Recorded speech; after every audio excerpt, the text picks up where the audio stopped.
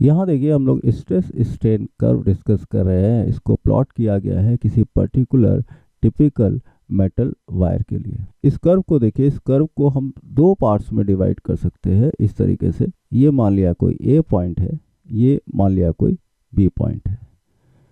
ओ से ए तक, ओ से ए तक जो रीजन होता है उसको हम कहते हैं इलास्टिक रीजन, और ए से बी तक का जो रीजन है इसको हम बोलते हैं प्लास्टिक रीजन।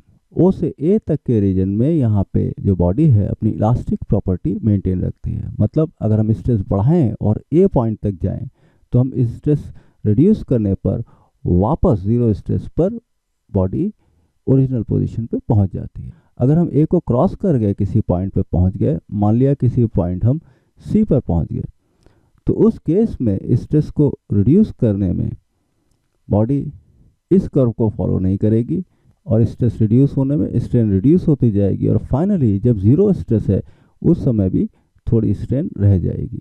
जो स्ट्रेन बची हुई यहाँ पे रहती है, जब पूरा स्ट्रेस हटा भी दिया गया है, इसको हम कहते हैं परमानेंट सेट।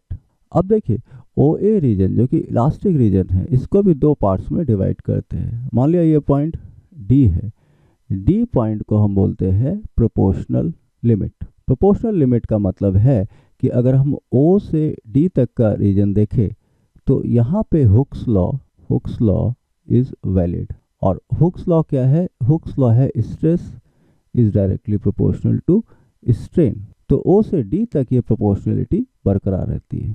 डी को क्रॉस करने के बाद अगर हम देखें डी टू ए तक क्या होता है? डी टू ए तक ये प्रोपोर्शनल नहीं रहता। Stress is not proportional to strain.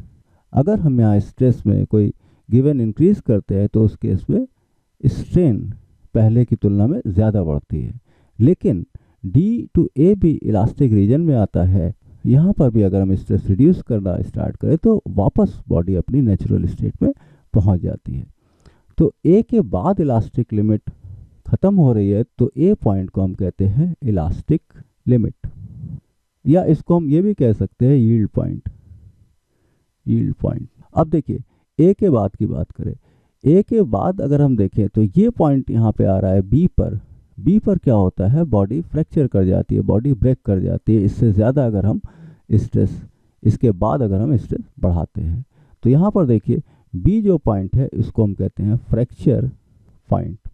और इस पॉइंट के करस्पॉन्डिंग अगर आप देखें जो स्ट्रेस होता है उसको हम कहते हैं ब्रेकिंग स्ट्रेस।